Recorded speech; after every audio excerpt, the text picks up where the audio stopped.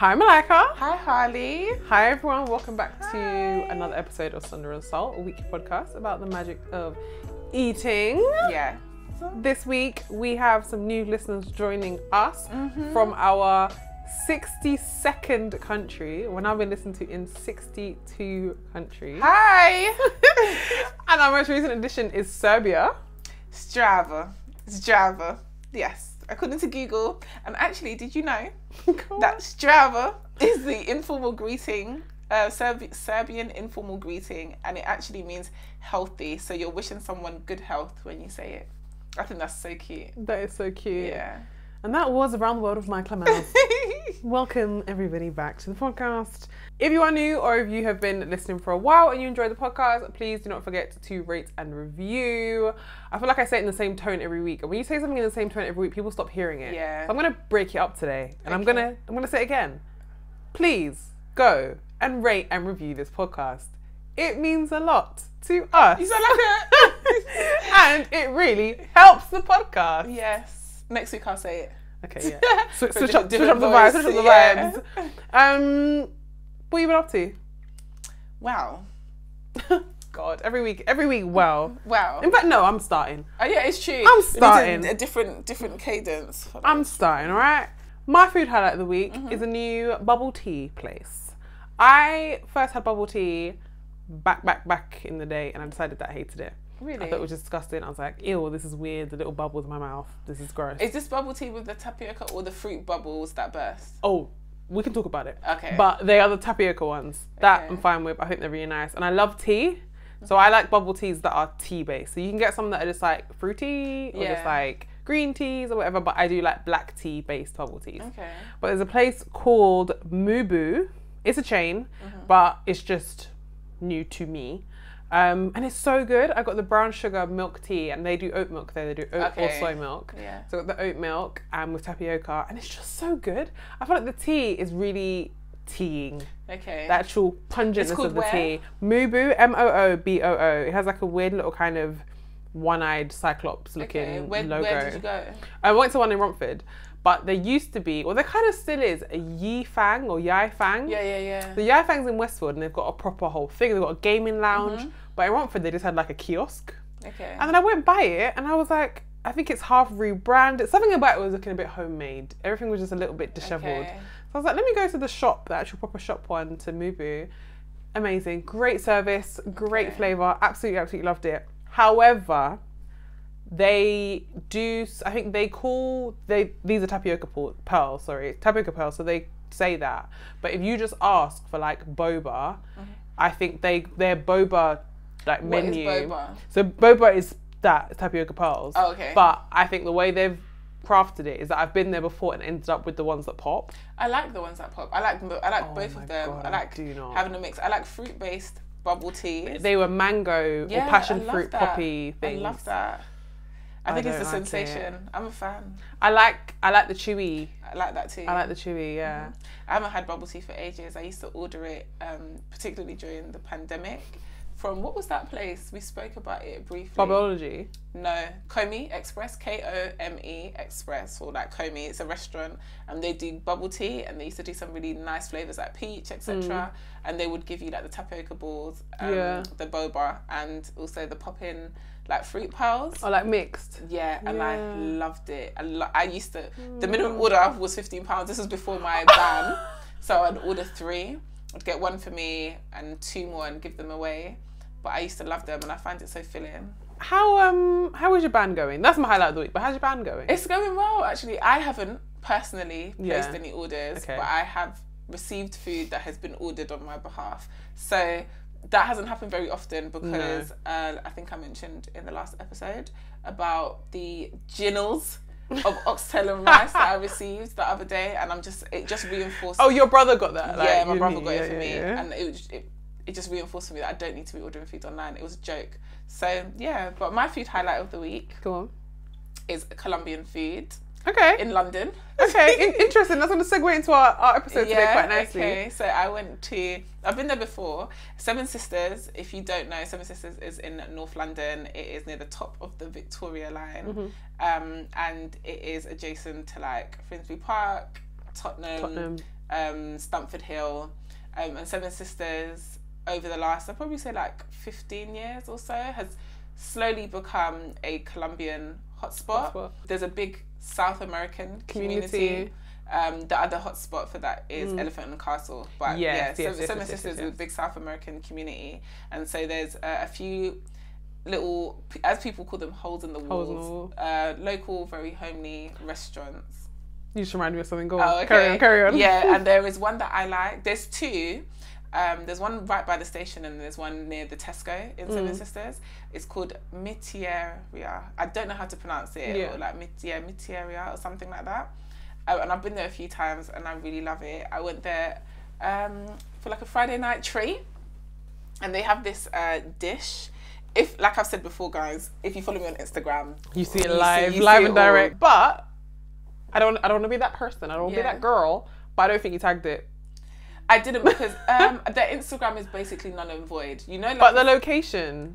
Oh, do you know what? I've shared it so many times that I don't. When I'm like resharing something, I don't always share the location. But then a few people did pop in to say like, "Oh, where is this?" So I just feel like I'm being a nuisance when I'm resharing something, but not everybody gets to put it back up. I should, and also the kind of, from what I saw of what you were eating, I even questioned myself. Oh, she's not sharing. She's at someone's house. I was like, she's at someone's house because it looks very homely, like the table and stuff. Like it's really nice in there. It's very low key. I wouldn't say it's not fancy or anything, but it's clean. That's also kind of all you need. And relatively comfortable. They have got a wide range of stuff on the menu, but this time we ordered the cazuela paisa. And I think, according to my Instagram... I'm not going to correct your pronunciation. According to my Instagram, it translates in Spanish to money casserole. And it was like a kidney bean casserole. I'm pretty sure it was like kidney beans.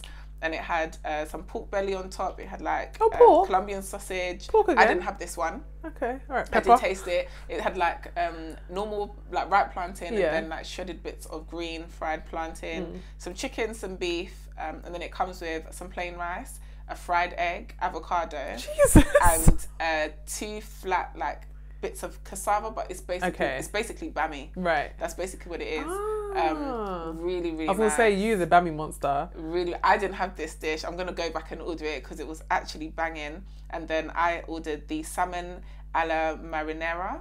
I don't know if this is a traditional dish. So it comes on a large tostone, which is a flattened fried green plantain. Yes. If you don't know. And then it's got a piece of like pan-fried salmon, which is like lightly seasoned. And then it comes with these like, let me count quickly, 1, 2, 3, 4, 5, 6, 7, 8, 8 fat, juicy prawns. And they're not even overcooked. It is like, I love it. Oh yeah. Yeah, these juicy prawns. And it's like this creamy sauce which has like a hint of sweet chili. It says, like, the description doesn't do it justice because it's actually really, really nice, and it serves with salad on the side.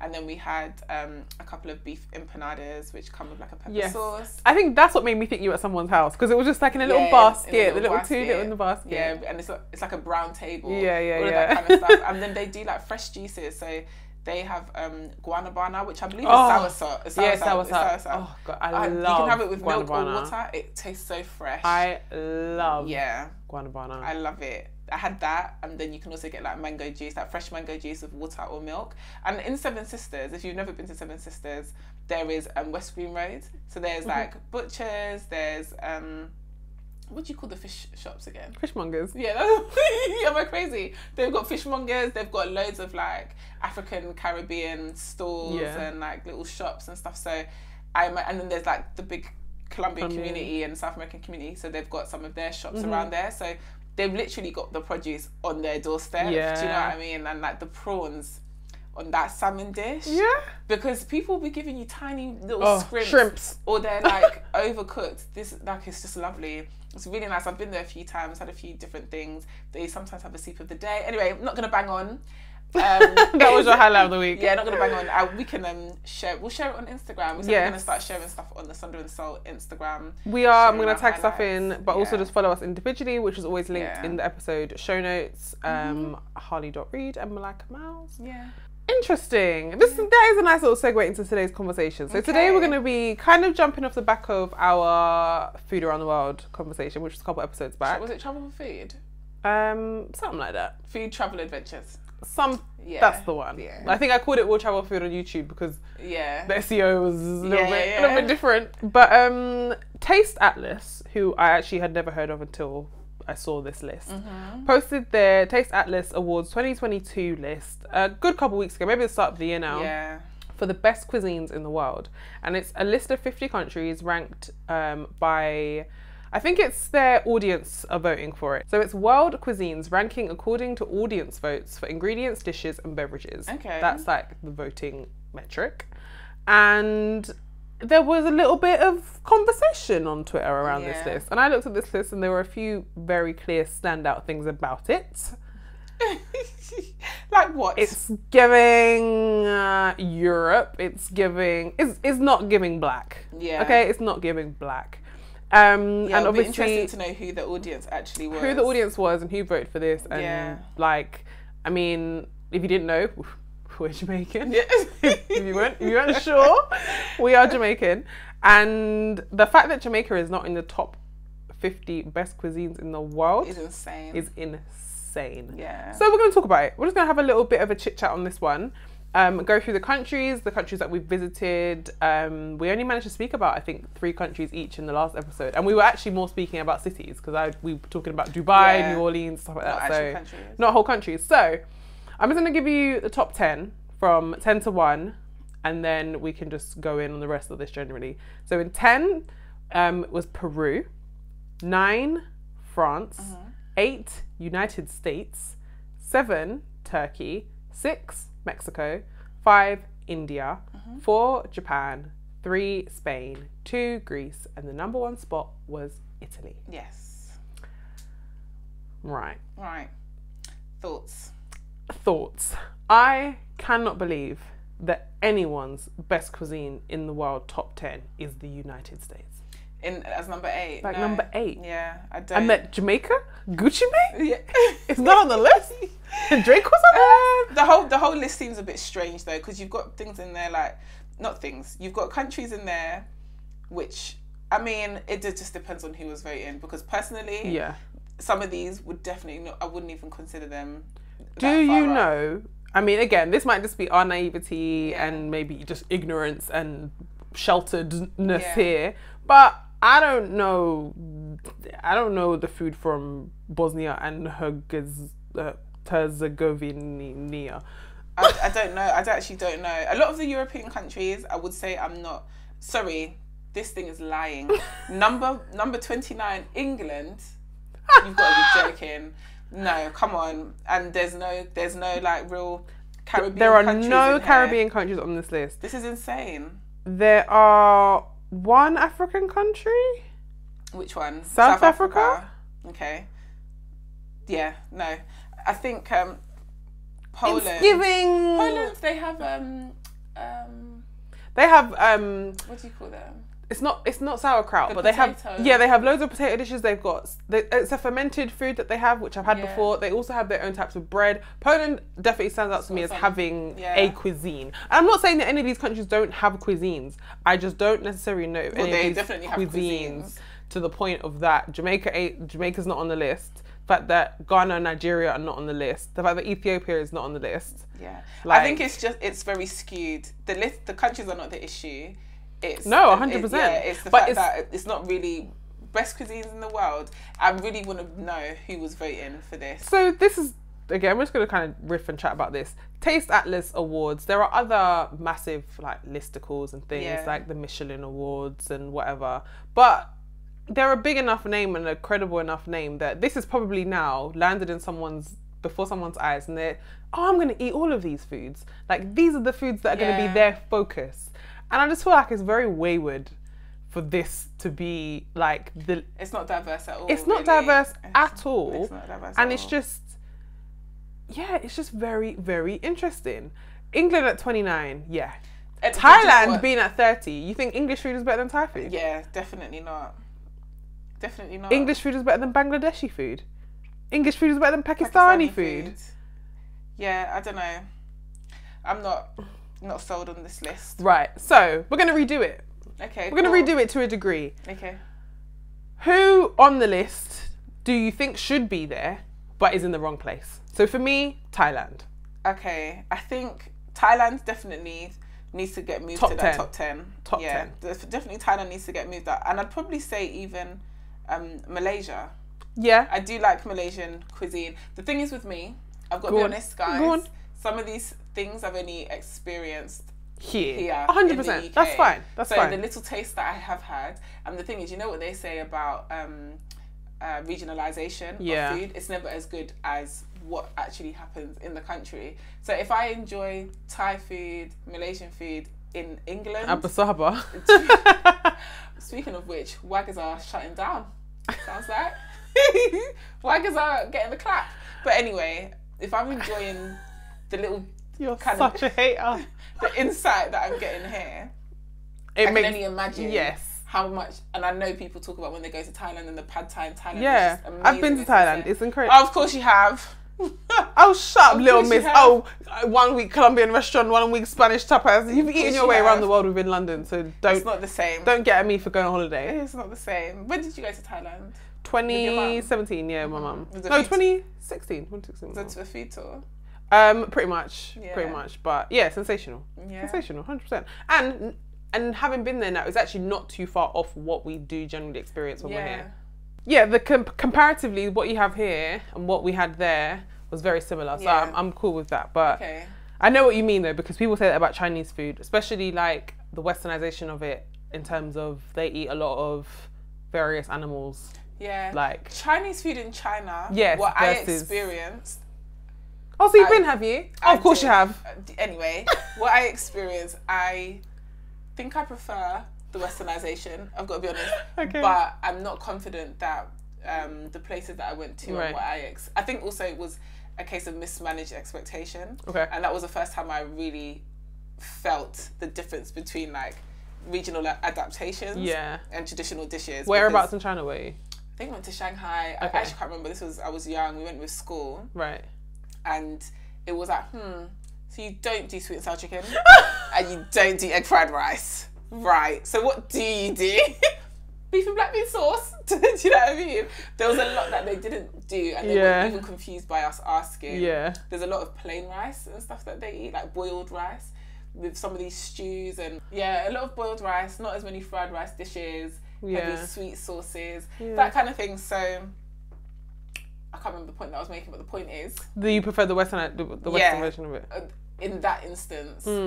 But it's nice to know that what we're experiencing here is not too... Yeah, when it comes to Thai food. It's more muted, apparently. People say, like, pad Thai in the UK is not as flavoursome. No, it's not. Yeah. They have a very particular type of sugar that they use, generally in palm sugar. Yeah, and in the block, and I just feel like you don't necessarily have to. You can use brown sugar here, but it does like tone it down more and more every time. The little dried shrimp has a flavour. Yeah, exactly. So that. It's okay. So Chinese food is at 11.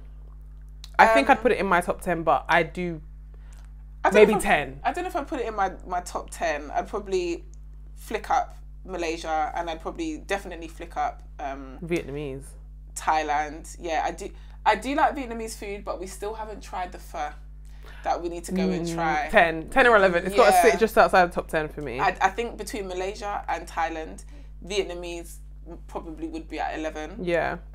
You had a really lovely experience, which you shared last week in the Netherlands.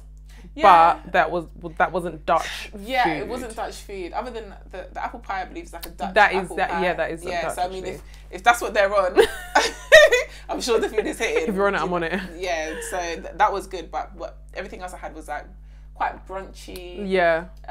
Almost tourist food. Yeah, almost kind of teetering on American. Okay.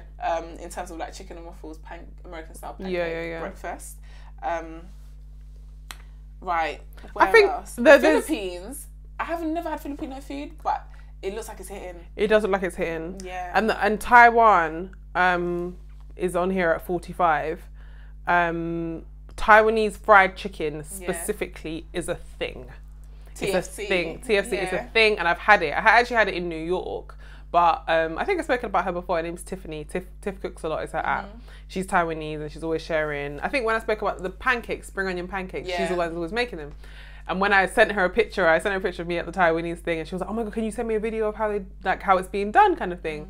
I sent it, and she was like, "Yes, they're doing it just like home." So I believe that I had a good one. And what makes it Taiwanese fried chicken? I think it's like a triple fry situation. Hard fried. So is it juicy inside? Yeah, it's thigh meat. Okay. I saw on I think it's some kind of double fry something situation. And it's quite salty. Yeah. But that might be the MSG, probably. Probably the MSG is like enhancing everything in it. But whatever it was, it's a thing and they love it. I know. Did you love it? No, I loved it. Okay. I sat on a park bench in New York eating off the side of the street. Japan also have a culture around fried chicken, but I don't know if it's Japanese fried chicken. They eat KFC on Christmas Day. Oh, I like chicken karaage, which is that fried. That's chicken. Korean though. No, it's Japanese. Karaage is really? Is it karaage? Wow. Gosh, I need to get out more. Honestly, karaage, that actually makes sense. I'm sure it's chicken karaage, Japanese. Yeah. Oh, it's Japanese. Why do I always think it's Korean? But then there's Korean fried chicken. There's definitely something going on in that corner of the world. Yeah, I think it might be something to do with the war. And like when America was like in Korea and those places. When they bought spam. Things like that. Yeah. I think they bought that fried chicken culture. I saw something like that on the internet. Not sure, because you can't always trust the historical information that's being given on Twitter. But I do think Americans in East Asia had an influence on the food in that way. So for me, I do love Italian food. It's up there, maybe my top 3. And I just want to refer to the bigger version of this list. So we'll share the infographic that goes with this. Yeah. But on the actual article that supports this, they also have the best rated foods from each of the cuisines and the best restaurants to try Italian cuisine. So the best rated foods under Italian cuisine are Parmigiano Reggiano, which is Parmesan cheese. Yeah. Prosciutto Toscano, which is obviously a cured meat. Yeah. Nduja, which is again spicy sausage paste kind of thing. Risotto ai funghi porcini. So mushroom risotto. Mushroom risotto. Okay. And pesto genovese, which I 100% agree with. I love pesto. Like proper authentic chunky pesto. I love a chunky pesto. I don't know if those are my favorite best rated foods. I'm very surprised that like a pizza isn't in that top kind of 5 or 6 list that they have there. But so be it. I'm surprised about the mushroom risotto, to be honest. The way I'm reading this list is that the people of 2022 decided that not only is Italian cuisine the best cuisine in the world, but they decided that Parmesan is the best food in the world. That's what it sounds like. And for me, that's crazy. Absolutely not. I just don't really see how Parmesan can be best food in the world when you've got breadfruit. Do you know what I mean? A bit of bammy. Do you know? Stuff like that. Just ackee. Are you joking? Yeah. No, I don't personally, but I guess it's all subjective. My issue with some of these lists is that they position them as factual. Yes. And it's highly subjective. 100%. Based on the pool of people that are even voting, etc. And it's like best foods in the world. No, it's like top cuisines of this pool of people. That's actually what it is. 100%. So. Second on the cuisine list, which I do kind of agree with, is Greek food. I don't know if I'd have it second, but, and we've spoken about this before, the kind of just simplicity and clarity of the Mediterranean. I do enjoy that. Yeah. I do like that. I would say... But how can you when there's things like breadfruit in the world? I hear it. For me, like I said, with these highly subjective lists, for me, I wouldn't put it as number 2, probably. I think my mind kind of goes more my Jamaican bits and bobs. And then I love like East Asian type foods. Yeah. And then I'd probably say you'd find me in the Mediterranean. So hang on then. So the top rated food under Greece is kalamata, which... Olive oil. Oh, olive oil. Okay, the Greek olive oil. Hold on a minute, because that Odyssey olive oil is hitting. Yes. Yeah, I'll give them that. The kalamata olive doesn't say I actually don't like to eat them, but as olive oil, fantastic. So the extra virgin olive oil is produced mainly from Koroneiki olives with a maximum of 5% Mastodidis olives. The final product has an intense green to yellowish green colour and a pleasant taste. This oil has is slightly bitter and has an aroma of green fruit and mild pungency. Cool. I do like Kalamata olive oil. Yes. I mean, we would say, if there was something that you'd have to say, okay, cool, Greece deserves to be up there, you can't, your olive oil consumption cannot have Greece not in your top 10. That's the thing. When it comes to like specific products, ingredients, like the Nocalara olive. Yes. That bad boy's Italian, isn't it? The Nocalara olive. So, yes, but as a cuisine, as a whole, yes, I wouldn't necessarily position them as one and two, because for me, the cuisine is like, the holistic experience and like the meals that I enjoy. And I do tend to pull a lot of inspiration from my Italian friends, but do I get the most enjoyment out of it? Would I say it's like the best cuisine, or like the best use of produce and flavours and how things are put together? Not necessarily for me. My best friend is Greek Cypriot, and I've been to Greek Cyprus like a couple of times with her, and just generally at her house. Like her parents are actually born there, so this is a first generation experience. There's just some dishes that you just can't get through the summer without. Like souvlaki, just like straight up meat, pork, your good mate pepper pig out there, just grilled, like salted, just perfect. A good moussaka. I do love a good moussaka. A good moussaka. That's like baked aubergine. It's potato. Yes, aubergine, meat, cheese sauce. But the thing is, it's not like a bechamel. And the thing, I made it once. It took bloody ages. Really. But the actual like cheese sauce, the recipe I followed had like nutmeg in it and bay leaf. Like, isn't that how people make bechamel though? With nutmeg? Yeah, I see a lot of even Italian restaurants. Okay, use nutmeg and bay leaf in the bechamel, like steeped milk, and then. Yeah, I guess so. But that part of it particularly, because I find that the nutmeg with the meat was hitting. Like, if you want to make a good lasagna, apparently you should be putting nutmeg in your bechamel. I've never made it because the thing with moussaka that I prefer is that it works with lamb. Because remember, I don't eat beef. Okay, yeah. It works. Whereas I've tried to do a lasagna with lamb mince before, and I was just like, I couldn't make spaghetti bolognese. Okay. Like it wasn't giving. Yeah, sure. But okay, cool. Something I didn't know, because I don't be cooking. Tzatziki. I do love tzatziki. I love a good tzatziki. Do you like taramasalata? No. Do you know what? There's a mental block with me. I do actually enjoy it, but every time I remember that it's fish eggs, it makes me a little bit uncomfortable. But I do love a good tzatziki. Yeah, fantastic. No, taramasalata. No, I've come off that. I said I do like a good tzatziki. Oh, yeah. I see what you're saying. Yeah. I thought you were talking about taramasalata, I don't mind it. I don't love it. I don't hate it. I don't mind it. I can do without it. Yeah. And just a good like cleftico, like a good lamb shank. Yeah. Okay. Greek's got to stay up there in my top 10. I'm keeping it up there. Let's go through the top 5 and then we'll re-rank our own. Spanish is number 3. No. And I've just come from a Spanish tapas restaurant, but no, for me personally. And the number 1 rated food is literally just the is it Iberico or Iberico? Iberico pork. Yeah, the jamon. Yeah, jamon. Yeah. And that's their like number 1 rated food. Well, based on this select group of stratified samples. This rating is very much like focused on particular ingredients more so, I guess. Yes. But I guess some of these things, because it's about their total cuisine. It's not even like, some of these things are like dishes unto themselves. Exactly. Like people will just eat Iberico. So like they had risotto, like the mushroom risotto was what they focused on. So I guess it's a bit of both. Manchego cheese. Yeah. Do you know what I love? They have that down here. And gambas a la plancha. So what would that be? Plancha. A traditional Spanish tapas dish where the whole shrimps are seasoned with salt and then quickly grilled in an iron skillet over a high heat. It's recommended to enjoy them with a few squeezes of lemon or lime juice on top, while black pepper is optional according to personal preference. So it's literally just grilled prawns. Sounds good. Pair the shrimps with a cold beer or a glass of wine on the side. Lovely. I do like manchego cheese. I like the manchego and chili crisps from Marks and Spencer. Oh yeah. Did you taste those? No. I do like those. I don't know if they do them all year round, but I do like them. Interesting.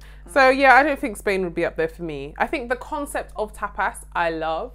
Yeah, small plates. Small plates I love. Sharing. Bread small plates. I love small plates. As in, like, you know, tapas always get served on that kind of like little disc of bread. Oh, okay. That kind of like structure. Oh, Bellinis?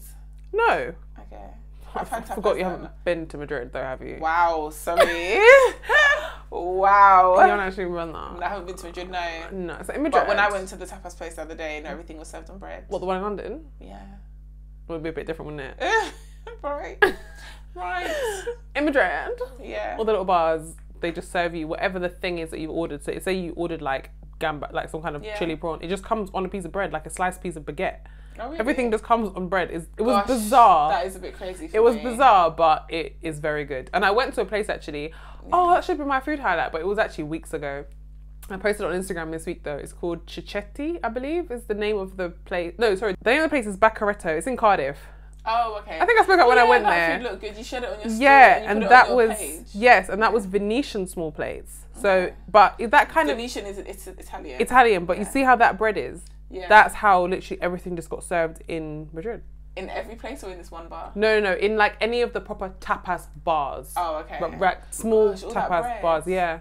When I went to Gran Canaria, that's like I went to halfway between. And when I had tapas there, it wasn't all served on bread. No, but it wasn't. I didn't like food in Gran Canaria. There was one place that I went to that was really, really nice. Other than that, I didn't like Gran Canaria. I didn't like Gran Canaria either. I didn't like the vibe, if I'm being honest. No. I just, wait, there's someone on here that needs to get pushed up to the top. Wait. Okay. Fourth is Japanese. We can go through these a bit. So Japanese. I love a bit of sushi. Best rated food, Kobe beef, which obviously I have not experienced. Yeah, I've had ramen. I do love ramen. Inject it into my veins. And karage. Karaji, whatever. Karaji. I think it is Karaji. That's giving. Why did I think it was Karaji sounds a bit. Don't know. Karaji. Who knows? Yeah. This is a non-authentic pronunciation experience. And then this is some restaurants. And number 5 is Indian, and the best rated food under Indian is garam masala, which again is a spice mix, but it's like essential. Yeah. It's like the core of so many recipes. Ghee, which I love ghee. I don't cook, yeah. period. But I don't cook with ghee, and I just see so many recipes. Seema, who mentioned on the Women in Food episode, Seema Gets Baked, she's Indian and brings so much of like her culture into even other recipes and stuff, and she'll cook with ghee so much. She'll do like eggs and ghee. Why don't you cook with ghee? I just don't buy it. Oh, do you know what? I love cooking with ghee for vegetarian recipes, and I have to say vegetarian specifically because ghee is butter, like clarified butter. So it's not vegan, and that's why sometimes people will go to Indian restaurants and order vegetarian dishes and wonder why their stomach is reacting, because there's ghee in it, so there is animal product and dairy. But if you're making like a chickpea curry, or some kind of curry, I love my favorite. Use ghee, and you can taste the difference. Even the other day, I had a little bit left over, and I just wanted to throw the tin away, so I sauteed some onions in ghee. Yeah, she does. And I cooked my rice in it, and it gave it a nice flavor. I love ghee. I love it. I don't not love it. I just don't cook with it. And I know, little miscues for Dishoom. That's me. I know that like there's a difference in the Indian food that's hitting out there, and it's probably the ghee. But fantastic. Butter chicken has quite a bit. Well, and butter garlic naan is top rated. I'm a Peshwari top naan, rated Indian food. I love a Peshwari naan. I love a naan. Peshwari naan is the one with the coconut flakes. In fact, yes. Or was it almond? That's almond. Like some bit of both. I think it's got a bit of both. Yeah, it's maybe got like it's sweet paste in the middle. Yeah, sometimes it has raisins in there though, and I'm not sure about that. I haven't had that yet, Peshwari with raisins, but I do love it when. Or maybe it's sultanas actually, a bit sweeter. Maybe. But yeah. Who are you gonna bump up? Right, that's top 5. So who are you gonna bump up? I'm bumping up Portugal. Number 13. Are you joking? Get that bad boy to the top. If we're going by this list, the Frango. Yeah, Portugal's got to be up there because I love the food in Portugal, especially because it's such a large country, and it's got like the Algarve, and then it's got Lisbon, so you've got some of that multiculturalism in there, but then you've got like the coastal parts with a lot of the fresh seafood, the olives, the oranges, the wine. Do you know, it's just Portugal for me. I always have a good time with the food in Portugal, so that might be why. Just looking at this, reflecting upon the list again, the top 10 that we read out at the very start are countries that have range. Like Italy has range. Yeah, it like does have range. Regional Greece, range. Spain, range. Japan, maybe not so much. India, range. Do you know, I wonder if some of that range, and you know, Mike took another turn, don't know. Go on. But I wonder if some of that is to do with colonization and the migration of the people, and how far some of these empires kind of touched and what they were able to bring back, which is funny because you'd think the UK would have something going on. Do you know what I mean? But they're still again, don't know, but I would say some of it is just down to landmass. Okay. Like, India is huge. That's true. And also, it's the actual terrain. So, that's the people that live in the mountains have a completely different diet to the people that don't. Yeah. Like, I guess your weather and your location. Yeah, your weather and your location. Yeah. Again, with China, like, there are civilizations of Chinese people that are not even touching what we consider to be Chinese food. Yeah, like, it's true. They're eating like elk. And because they live in the they live like in the mountains and stuff. So I think some of these countries, the range, Turkey is big, Mexico is big, very terrain. The US being up here again, but it is big, it's massive, and I think it's the range people can say. I think with the US, it's US food. Tex-Mex would be considered. Okay, let's look. Food, soul food would be considered, and there's a lot of historical influence through those things. I wouldn't necessarily. I mean, the country is the country, so once it kind of falls within the American boundaries, it's considered American food. But yeah, American food in itself can be traced back to places beyond. That's America. colonial, yeah. Best rated American food. Just jump down there. Honeycrisp apples. Don't know about that. Wild Alaska salmon. I forget that Alaska is America, but it is. Florida oranges. If it's sunny, tasting like sunny D, it's not a bit of me. But I'm sure they taste good. I do love oranges. Texas brisket sandwich. It's sounding like pulled meat. Don't know. Yeah, brisket is, isn't it? And then Central Texas style barbecue as a whole is like. I'm surprised that those are the things that they picked when soul food is not up there as. Well, as we said, the list is not given black. It's true. Yeah, it's true. The list is not acting like black people voted on this list, to be honest with you. Even I'm surprised. Something like mac and cheese, I thought they would have. So, from this list, the most popular American dishes... chicken and waffles? Well, to be honest, the best rated boiled Maine lobster is up there. Boiled Maine lobster? Are you joking? Okay. Like, poke is on there because Hawaii is America. Yeah. Lobster roll is... at 10. I think that's a little bit Hawaii is a country unto itself, but anyway, St. Louis style ribs. Okay. Cheeseburger. Okay. Reuben sandwich, like New York sandwich. Okay, I do like a Reuben sandwich. Of course you do, little Miss Salt Beef Bagel. Yeah, I do like key lime pie. So there's a lot of variety, but I think that does come down to the size of the country. Right, let's just talk about what everybody came here to talk about. Who should be up there? Right, Jamaica should be up there. So who's not on the list? Best cuisines in the world, the TasteAtlas Awards 2022. Jamaica's not on the list. Yeah, Jamaica needs to be on the list. Jamaica needs to be on the list. Yeah. I will say Colombian, because I had that the other day. Yeah. I did enjoy it, so I will say that. That needs to be on the list. list. Shout out to Nigeria. Yeah. The thing is, my experience of Nigerian cuisine is also still very limited. Within these countries, you've got so much regional difference in terms of the food. Yes, but speaking from observation of your experience is legitimized by your proximity to Nigerians, and I guess fair enough. Yeah, there's range to be had, but I think it is different to kind of the Chinese experience what we're talking about. It's not comparable to like when you get there and the food is different. You'll be surprised though, because I see sometimes on Twitter when people are talking about things like egusi, and there is like traditional egusi, which is made without spinach, and then there is efo egusi, I think, which is the egusi we get here, which has spinach. I think that's where the efo word comes in, but that is not like traditional egusi. And in some places you won't get egusi with spinach in it, but that's all that I know. Right. Yeah. Do you know? Or like there's some soups. I think there's pepper soup, and I think in some, if you're having it like traditionally, there's like a bitter leaf that's in there, and my best friend has given me that before, and I was like, what's this? This is not pepper soup. This is not a good one. Send that back. Complain. And she was like, no, like this is how it's traditionally made. I said, oh, right. Well, I want the London version without the bitter leaf in it. So, but yeah, from what I've experienced, the soups and stews that I've had, I definitely do enjoy Nigerian, Ghanaian food. Yeah. I'd say that's about as far as I've gone in West Africa. I've had a bit of I think like Ivory Coast. Yeah. Food from Ivory Coast, but there wasn't much that Ethiopia. Do you know what?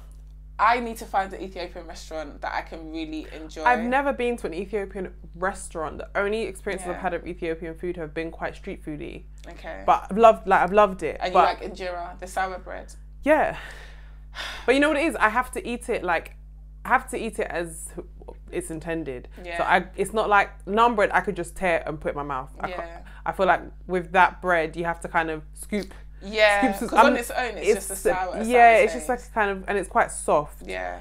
But Ethiopian food should be up there, and it's not just about it necessarily being the best cuisine in the world. Obviously, yes, that's the name of the list. But it's like a lot of the countries on the list, the food is similar. Like I feel like Ethiopian East African food actually stands out as being a cuisine that belongs to that country. Put Ugandan on that bad boy. I did enjoy that. Yeah. Well, that even okay, fair enough. We're now grouping it like East African food, but I do think that these countries have cuisines that stand out. England being on this list and Ethiopia not. I think it's a bit nuts. It's not making sense. Yeah, because England doesn't have a cuisine that comes to mind. Well, we said we're going to talk about it, because some people would argue that they do.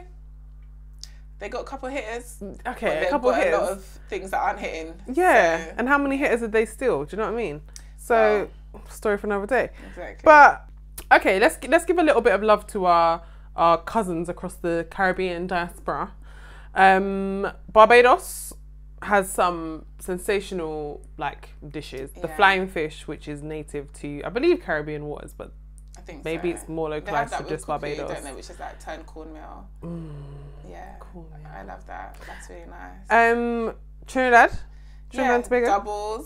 Doubles, roti. Pluri. Oh, pluri. Yeah, pluri. Pluri. Doubles, pluri with the tamarind sauce. Oh, with the chickpeas. A legume. No, pluri. Oh, it's made with chickpea flour. Yeah, but doubles. But doubles comes with chickpeas. Yeah, on chickpeas on top. Is that the chana? And yes, it's chana. Like the cucumber pickle on top. I love doubles. Have you been to Trinidad? I have been to Trinidad.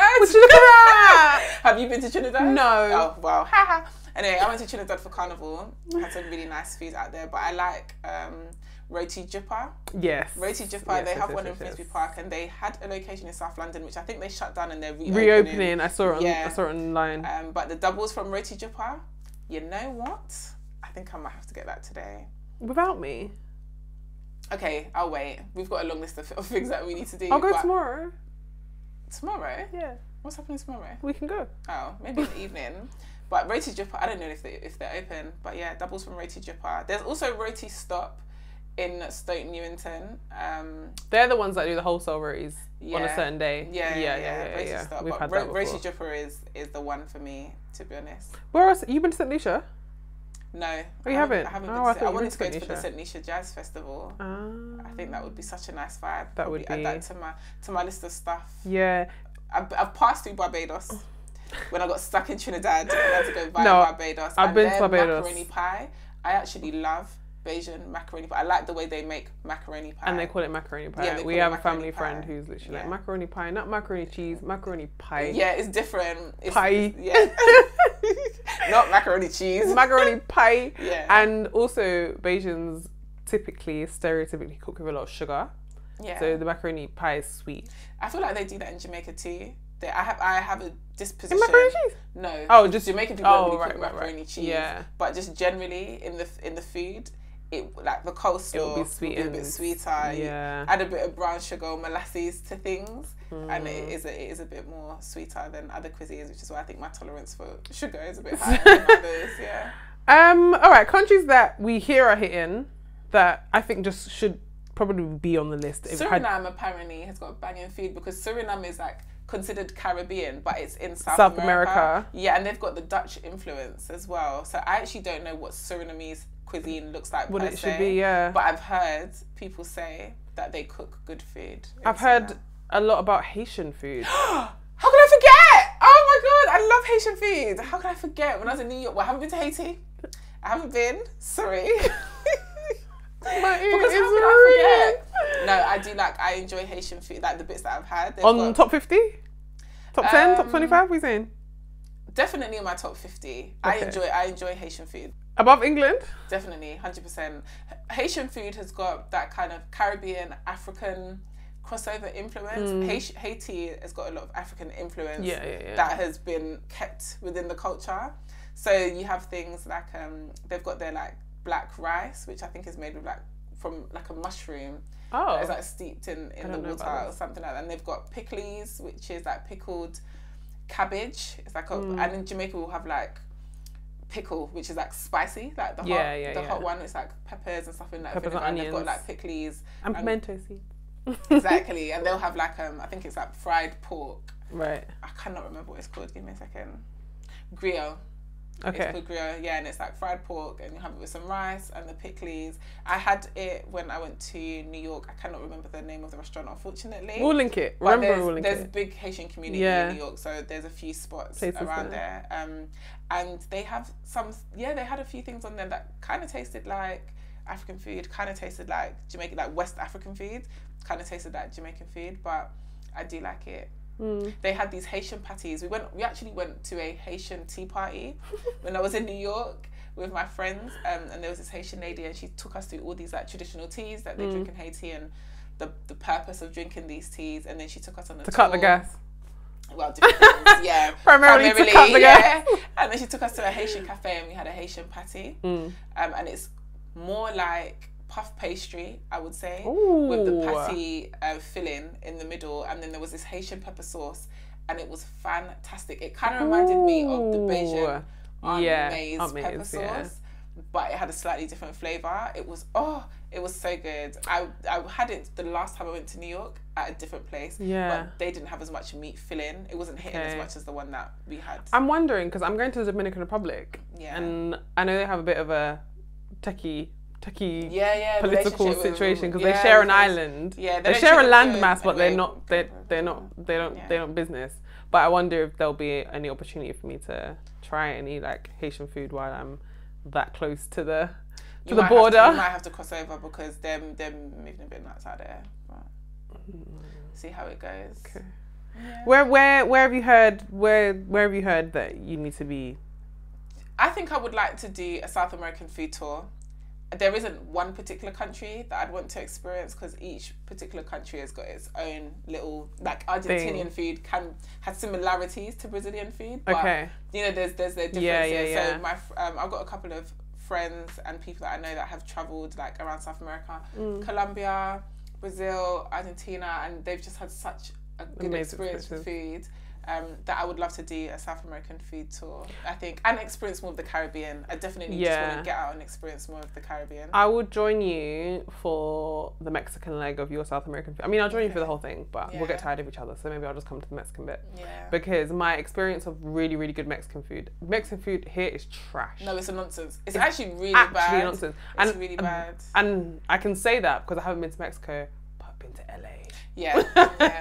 And when you go to LA and you're just like surrounded by Mexican restaurants that are, I guess, the right climate, the closer to authentic ingredients that you were saying, like where the Colombians have brought their shops to their high roads so that their restaurants can actually be run efficiently. We haven't done that here. We haven't done that with Mexican food here properly. I think that maybe the Mexican community doesn't really exist. It's not very big. Yeah, maybe it doesn't exist. But the Mexican food in LA, I was like, oh, okay, so this is a big step up. Taco Tuesday. So if I get to Mexico and it's a step up from that, we're laughing. When I lived in Columbus. And the tequila? Oh yeah. When I lived in Columbus, that's like Midwest. So I think even then that's not considered like the best Mexican food. But there was a Mexican restaurant right by my apartment, and they had Taco Tuesdays, and it was just so good. And like, even down to the tortilla chips. Being in America, I changed my expectation of tortilla chips. 100%. Because fresh tortilla chips with like fresh guacamole and salsa. Oh God, fantastic! I love it. The tortilla as a whole, before you even like just the tortilla as a whole. I want to get tortilla press. They're not actually tortillas as a whole are not that hard to make. No, it's like masa corn flour. Yeah, it's just you do have to probably order the right flour to actually get them made. But I love tacos. Yeah. Like proper tortilla tacos. I want so many things right now. I'm like my mouth. I want to get tacos. I want oh gosh. Okay, well. Where are you trying to go? I said Haiti. Oh, Haiti? Yeah. Did you? Yeah, that's why I started talking about Haiti. Yeah, sorry, I took over, didn't I? You did. You just took over. And I think another food journey that we can go on, that we might be going on soon, is just to see what England does have to offer. Yes. Let's do that. I know they've got a couple gems, like I said, couple hitters. But overall, I definitely wouldn't have them in the top 50. I think my issue with this list is that regionally it's quite concentrated in very specific areas of the world and quite exclusionary of other areas. It's just not diverse enough. And there's definitely other countries and other places, be it in Africa, the Caribbean, South America, even some of the smaller islands and other parts of Asia as well, outside of the most popularized places, that could probably have got a look in on this bad boy. But again, these things are subjective, so it's not the best cuisines in the world. It's according to them, isn't it? Yeah. Yeah. Well, I hope you enjoyed our little kind of take on it. Let us know in the comments, wherever you find this, where you would consider to be the best cuisine in the world. And you might be biased like us and just say, you know, your home country. Your home country. It's Jamaican for me every time. I have to be so honest. Every single time. And it's not, don't think I'm being biased. If you guys haven't listened to our episode, we have an episode. The world, all about Jamaican food versus the world. Then you'll know exactly why I love it. But I think there is a lot of range and diversity in Jamaican cuisine. So much influence in Jamaican cuisine, and I love that. I guess there could be a bit more scope for desserts, but it's neither here nor there. Do you know what I mean? It's neither here nor there. So yeah. Let us know what you think. Let us know what you thought of the episode. As we said at the top, don't forget to rate and review. If you've enjoyed it, if you've come this far, then you probably enjoyed it. So you can probably just leave us a little rating. You're gonna put a question box, Harleigh? Yeah, I'll leave a question box up on the Spotify poll episode. I'll leave a question or a poll on the Spotify version of this episode. So if you're listening there, just scroll down on the actual individual listing and you'll find it. Thank you so much for being here. Thanks, guys. We will catch you in the next episode. Bye, guys. Bye, guys.